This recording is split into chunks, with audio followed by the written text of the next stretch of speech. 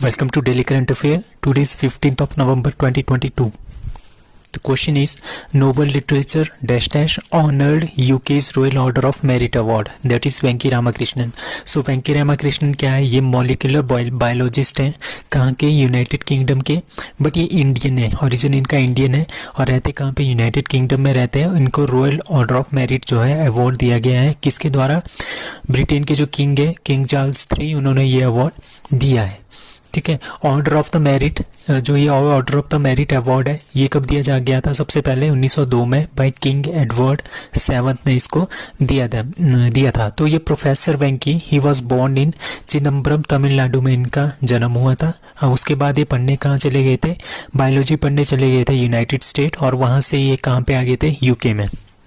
ठीक है. वहाँ पे ये ग्रुप लीडर थे ऑफ द लीडिंग रिसर्च, जो रिसर्च हो रही थी मॉलिक्यूलर बायोलॉजी में, उसके ये ग्रुप लीडर थे. कहाँ पे? कैम्ब्रिज यूनिवर्सिटी में. तो इनको क्या मिला है? UK's royal order of merit award जो है वेंकी रामाकृष्णन को मिला है.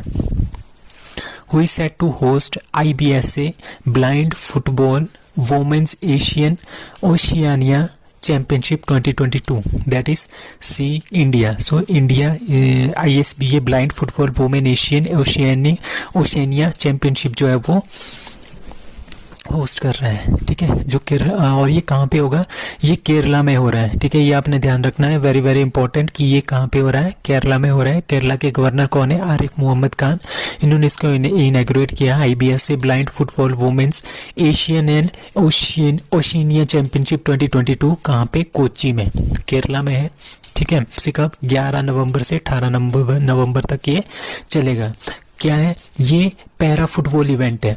ठीक है. इज ए क्वालिफायर, और ये एज ए क्वालिफायर भी खेल रहे हैं. किसके लिए? वर्ल्ड चैंपियनशिप जो बर्मिंघम 2022 में होगी, और पेरिस जो पैरालंपिक होगी 2024 में, उसके लिए होगी. जो भी टीम इसमें से जीतेगी वो ऑटोमेटिकली क्वालिफाई कर जाएगी इन दो चैंपियनशिप के लिए. ठीक है. IBSA blind football women Asian Oceania championship 2022 will be India's biggest football event. ठीक है. Para football event. ठीक है. The event will help spread awareness about the game. ठीक है. मतलब कि पूरे इंडिया में हमने पूरे वर्ल्ड में हमने अवेयरनेस फैलानी है इस गेम के बारे में. सो इसमें 10 teams are participating in the event, like India, China, Thailand, Malaysia, Kazakhstan, South Korea, Japan, Iran, Australia and Uzbekistan. तो ऑस्ट्रेलिया हमारे पास कहाँ की है? ओशिनिया से आता है. ठीक है. ओशिनिया से आ गया ऑस्ट्रेलिया, और बाकी जितनी भी कंट्रीज है they are of all Asian. तभी इसको बोलता है Asian Oceania championship 2022. It is being held in Kerala, India. So Indian Biological Data Center has been inaugurated in which state? That is B, Haryana. ये काफ़ी इंपॉर्टेंट क्वेश्चन है. हरियाणा में क्या खोला गया है? Indian biological data centre. किसने खोला है? Union ministry of state for science and technology. क्या नाम है? जितेंद्र सिंह ने इसको इनॉग्रेट किया है. ये इंडिया का सबसे पहला है. ठीक है. ये तभी आपने इसको ध्यान रखना है, ये इंडिया का सबसे पहला है इंडियन बायोलॉजिकल डाटा सेंटर. कहाँ पे खोला है? फरीदाबाद, हरियाणा में ये खोला हुआ है. It is a very important question. IBDC is established at Regional Center of Biotechnology Faridabad with data disaster recovery. ठीक है. जो ये सेंटर है ये तो हमने फरीदाबाद हरियाणा में खोला है, बट इसका जो डाटा रिकवरी का स्टेशन है वो कहाँ पे खोला गया है? भुवनेश्वर. ठीक है. That is national informatics centre जो भुवनेश्वर में है, उड़ीसा में. वहाँ पे इसका क्या है? डाटा डिजास्टर रिकवरी सिस्टम है. डाटा डिजास्टर रिकवरी जो सिस्टम है that is in Bhubaneswar. It has a data storage capacity of 4 petabyte and the Brahma high performance computing facility.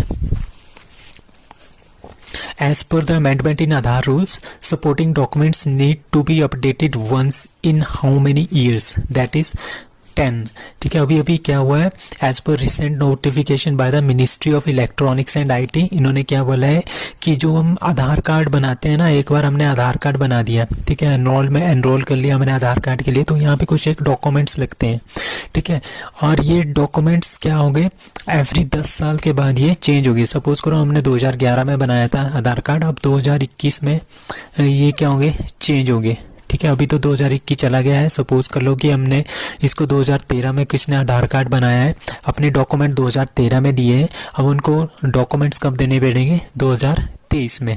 So the every 10 years के बाद आपको क्या करना पड़ेगा, आधार कार्ड के जो सपोर्टिंग डॉक्यूमेंट है वो अपडेट करने पड़ेंगे। Student who have completed a 4-year undergraduate course can now directly pursue a doctoral degree set by that is UGC university grant commission जो है उन्होंने क्या बोला है कि क्या डिसीजन लिया है, उन्होंने ये बोला है कि जो भी लड़का 4 साल की अंडर ग्रेजुएट जो है कंप्लीट करेगा वो डायरेक्टली पोस्ट डॉक्टरल डिग्री जो है कर सकता है, मतलब कि पीएचडी अपनी कर सकता है विदाउट एनी एक्सपीरियंस। तो इसके लिए काफ़ी ज़्यादा डिबेट्स हो रही हैं कि जो स्टूडेंट्स हैं will have no research experience, क्योंकि जो अंडर ग्रेजुएट है, सपोज कर लो उनकी अंडर ग्रेजुएशन होगी है, जैसे उनकी ग्रेजुएशन होगी और उनके 75% से ऊपर मार्क्स आ गए तो डायरेक्टली पीएचडी कर सकते हैं। बट वो क्या नहीं, उनको क्या करने की ज़रूरत नहीं है, यहाँ पे उनको मास्टर डिग्री करने की ज़रूरत नहीं है। बट मास्टर डिग्री क्या करता है, आपको काफ़ी ज़्यादा रिसर्च एक्सपीरियंस देता है, आपको बहुत सारे 1 या 2 रिसर्च पेपर्स भी पब्लिश करने पड़ते हैं, वो उन्होंने बिल्कुल हटा दिया गया है। तभी जो एकेडमिक्स वाले बोल रहे हैं वो बोल रहे हैं कि रिसर्च एक्सपीरियंस तो उसको कुछ होगा नहीं और will be lost in the first few years of their study. तो इसके लिए क्या होगा, काफ़ी ज़्यादा डिबेट हो रही है कि ये होना चाहिए या नहीं होना चाहिए।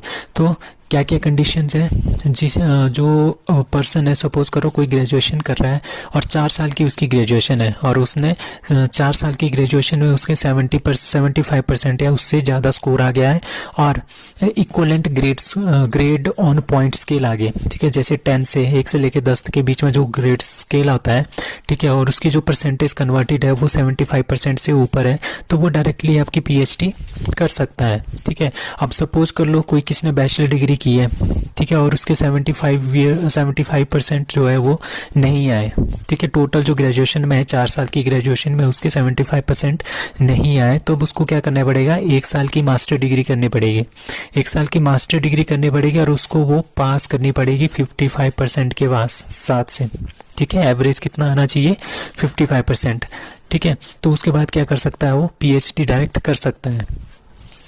तो इस तरह से यूजीसी ने क्या कर दिया, जो यूजीसी का जो पहले था रिक्वायरमेंट उसके लिए ये था कि पीएचडी करने के लिए आपको एक से ज़्यादा जो है जो रिसर्च पेपर्स हैं वो पब्लिश करने पड़ते थे जर्नल्स में या कॉन्फ्रेंसिस में, ठीक है, बट ये वाली जो कंडीशन है वो क्या कर दी यूजीसी ने, इसको हटा दिया गया है इस कंडीशन को लागू होते ही कि आपकी बैचलर डिग्री में 75% मार्क्स आने चाहिए और आपको पीएचडी आप परसू कर सकते हो।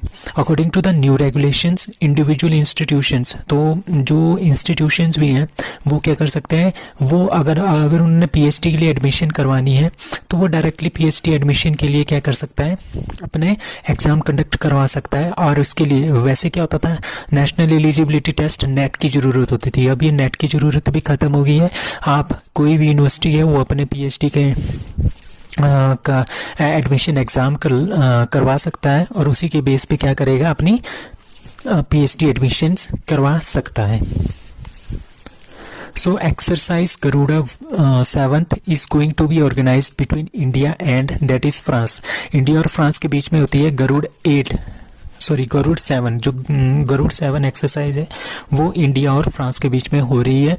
और ये कहाँ पे हो रही है, ये हो रही है जोधपुर में, ठीक है। जो गरुड़ है एक्सरसाइज है ये इंडिया की एयरफोर्स और फ्रांस की जो एयरफोर्स है, फ्रेंच एयर स्पेस फोर्स, इसका नाम है French air space force that is FASF, इनके बीच में क्या हो रहा है, एक्सरसाइज गरुड़ा 7 हो रहा है। कहाँ पे हो रही है, जोधपुर राजस्थान में ये हो रही है, ठीक है। FASF की तरफ से, मतलब कि फ्रांस की तरफ से क्या क्या पार्टिसिपेट करेगा, Rafale fighter aircraft and A330 multi role tanker transport aircraft, तो ये 2 एयरक्राफ्ट फ्रांस की तरफ से पार्टिसिपेट करेंगे। और इंडियन एयरफोर्स की तरफ से Su-30 MKI, Rafale, LCA Tejas and Jaguar fighter aircraft जो है वो पार्टिसिपेट करेंगे इंडिया की तरफ से।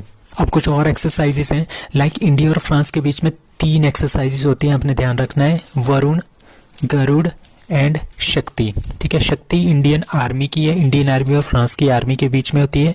वरुण इंडिया और फ्रांस के बीच में होती है, उनकी नेवल एक्सरसाइज है, ये नेवी की एक्सरसाइज है। इंडिया और फ्रांस के बीच में जो एयरफोर्स की एक्सरसाइज है वो है गरुड़। ये 3 आपने याद रखना है, फ्रांस के साथ ये 3 ही हम करते हैं। एक्वेरियन इंडिया और मालदीव्स के बीच में। मिलियन 2022 कहाँ पे होता है? विशाखापट्टनम में, और इसमें बहुत सारी कंट्रीज ने पार्टिसिपेट किया था। स्लिनेक्स और मित्र शक्ति इंडिया और श्रीलंका के बीच में। खंजर है इंडिया और किर्गिस्तान के बीच में। और 10 लीग क्या है? इंडिया और उज्बेकिस्तान के बीच में। अल नजा इंडिया और ओमान के बीच में। कहाँ पे हुई है इस बार? बीकानेर में। ठीक है। काजिंद इंडिया और कजाकिस्तान। उदार शक्ति India and Malaysia, very important. ठीक है। वज्र प्रहार very very important, that is India and USA के बीच में। बकलो हिमाचल प्रदेश में ये एक्सरसाइज हुई है। वोस्तक 2022, इसमें बहुत सारे पार्टिसिपेट कर रहे हैं देश, जैसे इंडिया, चाइना, रशिया, और 2 हमारे पास सेंट्रल एशियन कंट्रीज हैं। पिच ब्लैक 2022 ये ऑस्ट्रेलिया में होता है, हर बार होता है। ठीक है। रिम्पैक्ट 2022 ये हवाई आइलैंड पे हुआ था, यूएसए में। इसमें 27 कंट्रीज ने पार्टिसिपेट किया था। इंडियाज आईएनएस राजपूताना और पीएटाई ने इसमें पार्टिसिपेट किया था। dash gets second term as ICC chairman and dash to head F&CA committee, that is Greg Berkeley and Jay Shah. ठीक है। ग्रेग बर्कले को क्या बना दिया गया है? सेकेंड टाइम इनको आईसीसी का चेयरमैन बना दिया गया है सेकेंड टर्म के लिए, और 2 साल तक ये आईसीसी के चेयरमैन और रहेंगे। और जय शाह जो इंडिया के हैं, बीसीसीआई की चीफ सेक्रेटरी, ठीक है, उनको क्या बना दिया गया है? हेड ऑफ F&CA कमेटी के। अब ये F&CA कमेटी क्या है? F&CA कमेटी है फाइनेंस एंड कमर्शियल अफेयर्स। जो फाइनेंस और कमर्शियल अफेयर्स हैं आईसीसी के, उसका जो हेड है वो बना दिया गया है जय शाह को, जो कि बीसीसीआई के सेक्रेटरी भी हैं। और ग्रेग बर्कले कहाँ के हैं? He is from New Zealand. इनका जो है कार्यकाल खत्म हो गया था, बट इनको फिर से री इलेक्ट कर दिया गया है सेकेंड टर्म के लिए, और वो सेकेंड टर्म 2 साल का होगा। ठीक है। अब इसका हेडक्वार्टर कहाँ पे है? एशियन क्रिकेट काउंसिल का हेडक्वार्टर है कोलंबो, श्रीलंका में। और आईसीसी का मैं यहाँ पे लिखना भूल गया, आईसीसी का हेडक्वार्टर है दुबई में, यूएई में इसका हेडक्वार्टर है, ये आपने ध्यान रखना है। ठीक है। President of Asian cricket council that is Jay Shah. ठीक है। और आईसीसी के chairman that is Greg Berkeley. ठीक है। और फर्स्ट एडिशन कब आया था एशियन क्रिकेट काउंसिल का? 1984 में। और मोस्ट सक्सेसफुल टीम इंडिया 7 बार जीता है Asian cricket council Asia cup, और श्रीलंका ने 6 बार और पाकिस्तान ने 2 बार। तो इस बार किसने जीता था? श्रीलंका ने इस बार जीता है। एशिया कप 2022 होस्ट नेशन कौन था? That is Sri Lanka. श्रीलंका तो होस्ट नेशन था, बट इन्होंने ये ऑर्गेनाइज करवाया था यूएई में। ठीक है। एशिया कप 2023 होस्ट नेशन कौन होगा? That is Pakistan. Who won 8th ICC T20 World Cup hosted in Australia? ठीक है। उनका नाम है इंग्लैंड। सो इंग्लैंड ने क्या किया है? आईसीसी T20 वर्ल्ड कप जो 8th एडिशन था वो जीता है। ठीक है। और वो कहाँ पे हो रहा था? वो हो रहा था ऑस्ट्रेलिया में। ठीक है। 2 टाइम चैंपियन अब हमारे पास 2 ही कंट्रीज है जो जिसने 2 बार आईसीसी T20 वर्ल्ड कप जो जीता है। एक है वेस्ट इंडीज, दूसरा है England. So first ever title ICC T20 World cup जो है वो जीता था इंडिया ने 2007 में, ये पहली बार हुआ था। आईसीसी T20 वर्ल्ड कप 2022 कहाँ पे हुआ था? ओमान और यूएई में हुआ था। चैंपियन वाज ऑस्ट्रेलिया, और फर्स्ट टाइम ये चैंपियन बने थे 2021 में। सॉरी, यहाँ पे 21 आएगा शायद। ठीक है। आईसीसी T20 वर्ल्ड कप 2022 इसको जो होस्ट कर रहा है वो होस्ट कर रहा है ऑस्ट्रेलिया। चैंपियन कौन बना है? इंग्लैंड से चैंपियन बना है सेकेंड टाइम। इससे पहले इन्होंने 2010 में ये चैंपियनशिप जीती थी इंग्लैंड ने। उसके बाद ICC T20 World cup 2024 host कौन है? अब 2024 में ये होस्ट होगा, वेस्ट इंडीज़ और यूएसए इसको होस्ट करेंगे। ICC T20 World cup 2026 host कौन करेगा? India and Sri Lanka combine. ICC World cup 2019 जो ओडीआई वर्ल्ड कप होता है, ठीक है, होस्ट किसने किया था? इंग्लैंड एंड वेल्स में, और इंग्लैंड ने इसको पहली बार इसको जीता था, और runner up is New Zealand. ICC World Cup 2023 कहाँ पे हो रहा है? दैट इज इंडिया में। England is the only team, आपने ये याद रखना है, England is the only team who is ODI, जो आजकल क्या है ओडीआई चैंपियन भी हैं as well as T20 World Cup के चैंपियन भी हैं। और उन्होंने ओडीआई वर्ल्ड कप 2019 में जीता था, और 2022 में इन्होंने क्या जीत लिया? T20 World cup. So seventh edition of Amur Falcon Festival is celebrated in that is B Manipur. तो मणिपुर में अमूर फैल्कन फेस्टिवल जो वो सेलिब्रेट किया गया है। एमूर किसको बोलते हैं? एमूर बोलते हैं जो ये होता है, ये इसको बोलते हैं बाज, अपनी लैंग्वेज में इसको बाज बोलते हैं। तो ये एमूर फाल्कन फेस्टिवल, तो ये पक्षी कहाँ से आते हैं? ये एमूर रिवर से आते हैं, एमूर रिवर के एरिया से आते हैं। ठीक है, ये कहाँ पे है एमूर रिवर? ये रशिया और चाइना के बॉर्डर में है। और एमूर फैल्कन कैपिटल किसको बोलते हैं? एमूर फाल्कन की कैपिटल बोलते हैं मणिपुर को। ये काफ़ी इंपॉर्टेंट क्वेश्चन है, ये पूछा भी गया है क्वेश्चन पेपर्स में। ठीक है, तो मणिपुर फॉरेस्ट अथॉरिटी ने सेलिब्रेट किया है 7th एडिशन, इन्होंने सेलिब्रेट किया है एमूर फाल्कन फेस्टिवल का। कहाँ पे? ये आपने ध्यान रखना है, तमेंगलोंग डिस्ट्रिक्ट जो इम्फाल में है, मणिपुर में। ठीक है, तो ये क्यों मनाया जाता है? ये इसलिए मनाया जाता है कि इसकी वजह से हम क्या करते हैं, प्रोटेक्शन, जो इन्वायरमेंट प्रोटेक्शन है, कंजर्वेशन है ऑफ एमूर फाल्कन, उनके कंजर्वेशन के लिए हम इसको फेस्टिवल को मनाते हैं। एमूर फाल्कन ये वर्ल्ड का सबसे लॉन्गेस्ट फ्लाइंग माइग्रेटरी बर्ड होता है, मतलब कि बहुत दूर से रशिया और चाइना का जो बॉर्डर है वहाँ से उड़ के ये फिर यहाँ पे मणिपुर में आया है, यहाँ से फिर ये चला जाएगा आपके अफ्रीका वाले देशों के पास। ठीक है, तो इसका जो रनिंग पीरियड होता है ना वो बहुत ज़्यादा होता है, फ्लाइंग पीरियड। ठीक है, तो इसके लिए इसको बोलते हैं world's longest flying migratory bird. तो सबसे पहले इसका पहला एडिशन कब हुआ था एमूर फाल्कन फेस्टिवल का? वो हुआ था 2015 में। अब मणिपुर के बारे में जानते हैं। मणिपुर के सीएम है वीरेंद्र सिंह। और Loktak lake biggest fresh water lake in the north east India. Keibul Lamjao national park Loktak lake के ऊपर ही काबुल लामजाओ नेशनल पार्क है, और ये वर्ल्ड का ओनली फ्लोटिंग नेशनल पार्क है। National sports university that is Manipur. Tezu पास कहाँ पे है? वो है मणिपुर में। थांगटा क्या है? थांगटा एक मार्शल आर्ट है, कहाँ का? मणिपुर का। अब कुछ और क्वेश्चन है, लाइक प्रोजेक्ट टाइगर 1973 में स्टार्ट हुआ था। वर्ल्ड टाइगर डे 29 जुलाई। वर्ल्ड लायन डे 10 अगस्त। वर्ल्ड एलिफेंट डे 12 अगस्त। आपने ये चारों याद रखने हैं। ठीक है, most number of tiger state, ठीक है, मतलब कि मोस्ट नंबर ऑफ टाइगर्स किस स्टेट में है? दैट इज मध्य प्रदेश में 526। Total number of tiger reserve in India that is 53। अब 53 ये नहीं है, ये अभी इन्होंने क्या किया है इसको, ये बस अभी रिकॉग्नाइज, ये इसके बस अनाउंसमेंट हुई है, बट ये रिकॉग्नाइज नहीं हुआ है। बट यहाँ पे एक यूपी का है, में इसका 53rd जो टाइगर रिजर्व है वो यूपी में है। TX2 award 2021 Pilibhit tiger reserve that is UP. ठीक है, TX2 award 2022 that is Sathyamangalam tiger reserve in Tamil Nadu. So PM Modi unveiled 108 feet tall Statue of Prosperity in that is D Bengaluru. तो बेंगलुरु में इन्होंने स्टैच्यू ऑफ प्रॉस्पेरिटी जो है वो लॉन्च कर दिया गया है। ठीक है, ये 108 फीट के हैं। ठीक है, 108 फीट की लंबी हाइट है इसकी। ठीक है, और 98 टन इसमें ब्रॉन्ज लगा है, 120 टन इसमें स्टील लगा है। ठीक है, तो ये किसकी मूर्ति है? स्टैच्यू ऑफ प्रॉपर्टी, ये प्रॉस्पेरिटी, ये है केम्पेगौड़ा की। ठीक है, नदा प्रभु केम्पेगौड़ा की है। Who is the founder of Bengaluru, जिसने बेंगलुरु की फाउंडेशन रखी थी 1537 में। ठीक है, इनका नाम है नंदा प्रभु केम्पेगौड़ा। ठीक है, इनका जो स्टैच्यू है that is statue of prosperity. So special revision series मैंने एक स्टार्ट की है, जिसमें हम पुराने जितने भी क्वेश्चंस हैं उनको रिपीट करेंगे डेली बेसिस पे, ताकि वो अच्छे से लोगों आपको याद हो जाए। लाइक क्या first female astronaut of UAE that is Nora Al मातरूशी।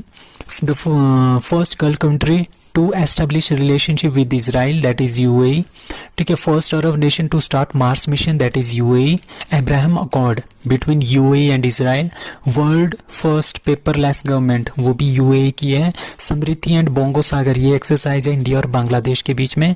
Pulitzer award किसको मिला है? फेमिदा को, बांग्लादेश की है।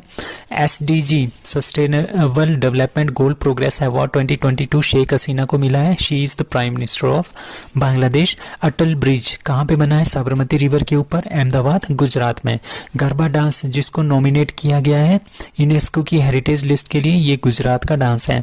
Urja Pravah the Indian coast guard ship auxiliary barge has been inducted into the Indian coast guard. कहाँ पे? भरूच गुजरात से इसको कमीशन किया गया है ऊर्जा प्रवाह।